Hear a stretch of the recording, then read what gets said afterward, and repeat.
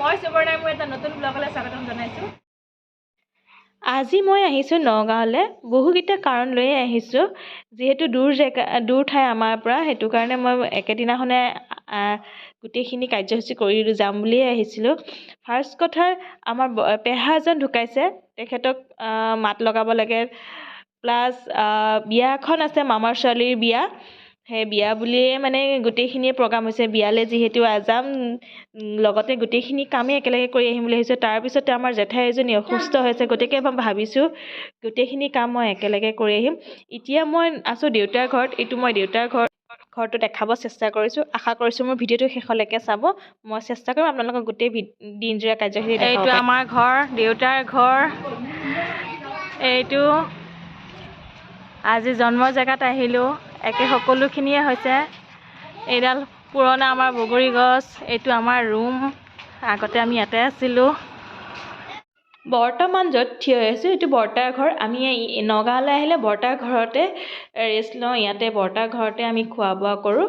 প্ৰথমে মৰা ঘৰত মাত লগাই আহি এতিয়া আকৌ এই বৰ্তাৰ ঘৰতে সাজন কাচন আৰম্ভ কৰিছে বিয়া বুলি।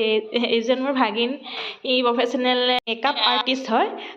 এতিয়া মই ৰেডি হৈ গ'লোঁ যাবলৈ। কেনেকুৱা লাগিছে মোক কমেণ্ট কৰি জনাবচোন। এয়া একদম পাৰ্টিৰ ৰেডি হৈ পেলাই ওলাই ল'লোঁ বিয়ালৈ বুলি। তো ফাইনেলি আমি বিয়াঘৰ আহি পালোঁ। একদম আহি পাওঁতে সন্ধিয়া লাগি গ'ল। মানুহ আহি পূৰা ভৰ্তি হ'ল। দিনজোৰা কাৰ্যসূচী লৈ আহিছোঁ যে, আহি ইহঁত দুটাক দেখিছে একদম পাগল হৈ গৈছে। একদম মানে বিয়া উৎপাত দেখিছে সিহঁতৰ। ইমান ফূৰ্তি, বেনৰ লগে লগে ইয়াতে নাচিছে। মোৰো নাচো নাচো লাগিছে, কিন্তু মানে নাচিবই সময় নাপালোঁ। কালি ৰাতি কষ্ট হৈছে, কিমান কষ্ট হৈছে। এয়া কি আইটেম দিছে দেখিছে নহয়। মই গোটেইকেইটা আইটেম নহালৈকে ভাত খুৱাই নাছিলোঁ। এতিয়া মই গোটেইকেইটা আইটেম চাই ল'ম, তাৰপিছতে খাম। আৰু আপোনালোকেও চাই থাকক মোৰ ভিডিঅ'টো। এয়া বিয়া খানা আয়োজন চলি আছে। এয়া কি বনাইছে? ৰঙালাও হেৰি বোলে। অঁ, বঢ়িয়া হৈছে কিন্তু। এয়া ৰঙালাও বৰ বনাই আছে। গৰম পানী। বাহিৰৰ ৰিচিপশ্যন চলি আছে আৰু এয়া ৰান্ধনীশালত ৰান্ধনীয়ে পূৰা ব্যস্ত। দৰাৰ কাৰণে যা যোগাৰ চলি আছে। দৰা আহি পাব 10:30 বজাত। সেইটো কাৰণে এইফালে পানী বহাই থৈছে আৰু এইফালে পিঁয়াজ, যি ধৰণৰ লাগতিয়াল বস্তু কাটি আছে। যিহেতু ৰিচিপশ্যন চলি আছে, গৰম গৰম এয়া ৰঙালাও পকৰি বনাই আছে। আৰু ইফালে চিকেন আৰু মটনটো ৰেডি হৈছে দৰাৰ কাৰণে। আৰু কইনাঘৰৰ ৰিচিপশ্যনৰ বাবেও এয়া বনাই পেলাই থৈ দিছে তেওঁলোকে। এয়া এক্সট্ৰাকৈ থৈ দিছে এইখিনি মটনখিনি দৰাৰ কাৰণেই সম্ভৱ চাগে। আৰু এইফালে পানী বহাই থৈছে। যিকোনো মুহূৰ্ততে তেওঁলোকে ভাত বহাব দৰকাৰ যদি হয়, ভাত বহাব পাৰে। দেউতাক এতিয়া কেনেকুৱা? অকণো দেখা নাই। কান্দিছে নে নাই? চকুপানী দেখোন কান্দা নাই। কান্দিব লাগেতো না নিয়মতে। আজিকালি নাকান্দে। আজিকালি নাকান্দে। এইখিনিহে কয় না পৰম্পৰা অনুযায়ী অলপমান পিছত কান্দিব লাগিব কিন্তু। ক'ব নোৱাৰি আৰু সময়তে দেখা যাব।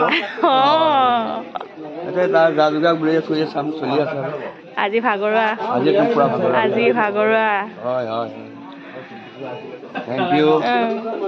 এতিয়া ৰিচিপশ্যন বহি আছোঁ। এয়াও খাই পেলাই চেল্ফি মাৰি আছোঁ। ভাল লাগিছে বিয়াত আহি। এয়া চেল্ফি চলি আছে। ফাইনেলি আমাৰ ভনীজনীয়ে আজি বিয়া। কেনেকুৱা? চকু পানী একটোপো দেখা নাই। কান্দা নাই। কালি কান্দি আজৰি। এতিয়া কিন্তু ময়ো কান্দো লাগি আছে। মেকআপ নষ্ট হৈ যাব। নাকান্দিব, একদম নষ্ট হ'ব। মেকআপ নষ্ট হ'ব, কান্দিব নালাগে আজিকালি। ঠিক আছে, শুভেচ্ছা থাকিল। এইখিনিতে ঘৰ আহিবই লাগিব আকৌ।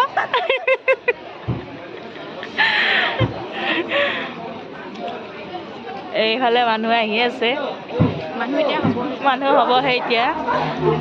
এয়া ধুনীয়া পেণ্ডেল।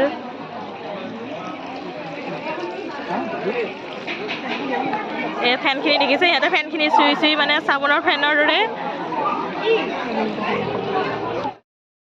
দেখাই দিয়া বৰ ধুনীয়া হৈছে। ধুনীয়া ধুনীয়া।